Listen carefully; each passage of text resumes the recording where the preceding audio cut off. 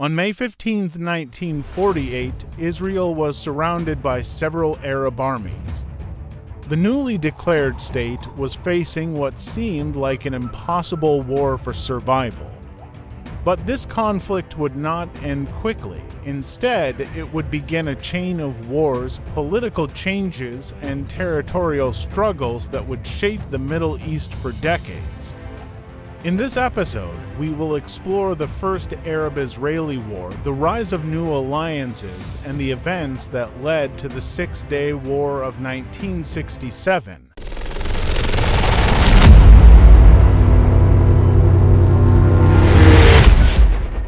Although Jewish forces had managed to organize themselves before the declaration of Israeli independence and had secured many of the areas assigned to the Jewish state under the UN partition plan, they were still far from being a major military power.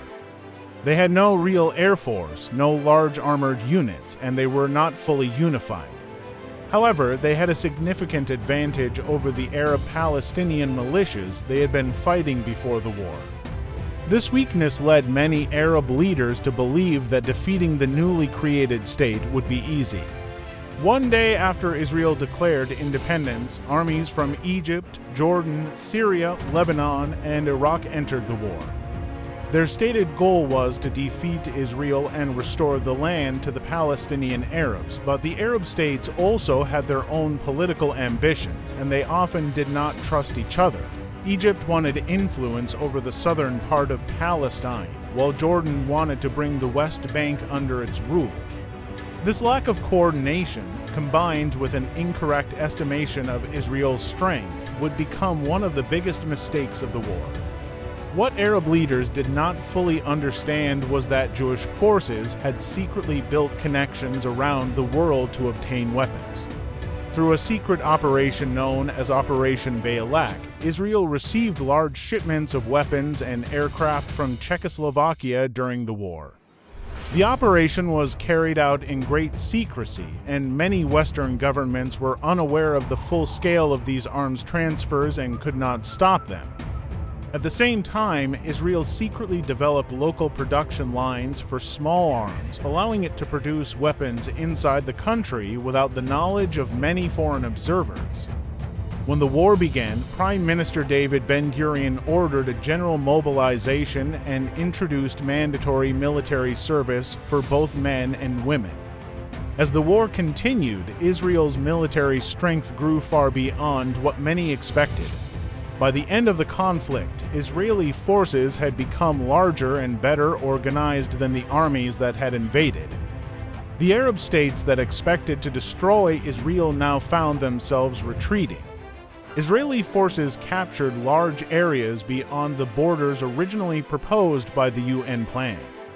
The result was devastating for the Palestinians.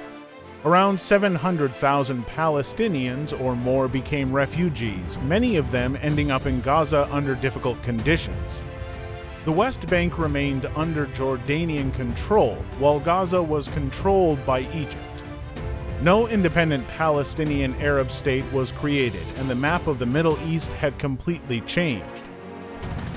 After the First Arab-Israeli War ended, a ceasefire was established and tensions temporarily decreased, but this fragile calm would not last. In 1956, Egyptian President Gamal Abdel Nasser decided to nationalize the Suez Canal, a decision that threatened British and French interests. Nasser knew that this move could push Britain and France toward military action against Egypt.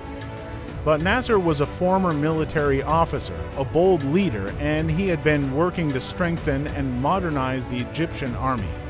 He had also built closer relations with the Soviet Union, which provided Egypt with weapons and military support. Interestingly, the United Nations quickly recognized Egypt's right to nationalize the canal, but asked Egypt to keep the waterway open for international commercial shipping.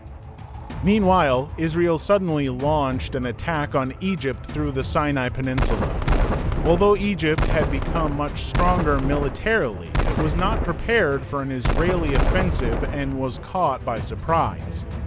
Nasser, who was also the commander of the Egyptian military, quickly ordered Egyptian forces in Sinai to withdraw toward the Suez Canal to defend it. Just 2 days after the Israeli attack, Britain and France bombed Egyptian airfields near the canal and sent paratroopers to capture Port Said. It was later revealed that the three countries had secretly coordinated the operation in advance. Despite the sudden pressure, Nasser refused to surrender. He sent reinforcements to Port Said, distributed weapons among civilians and even among some groups that opposed him, and ordered the canal to be blocked. The United Nations, the Soviet Union, and even the United States quickly intervened. They condemned the invasion and demanded that the attacking forces withdraw from Egypt. Under international pressure, Britain, France, and Israel eventually pulled back. Israel released thousands of Egyptian prisoners and withdrew behind its borders, while international peacekeeping forces were deployed in Sinai. The Suez Crisis became a political victory for Egypt and marked the end of British and French dominance in the region. However, militarily, Egypt had suffered a serious defeat. The invading forces achieved their main military objectives, while their total casualties remained below 300 soldiers. In contrast, around 5,000 Egyptian soldiers were captured as prisoners of war. Although Egypt emerged from the Suez Crisis with a political victory and Israel was forced to withdraw, the conflict was far from over.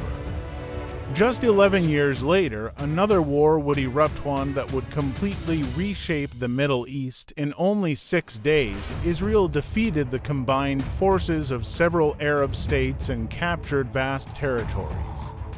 How is a country with such a small population able to achieve such a stunning victory against numerically superior armies? We'll answer that question in the next episode. And before you go, I'd love to hear your thoughts in the comments. Why do you think the United States chose to support Egypt instead of Israel during the Suez Crisis?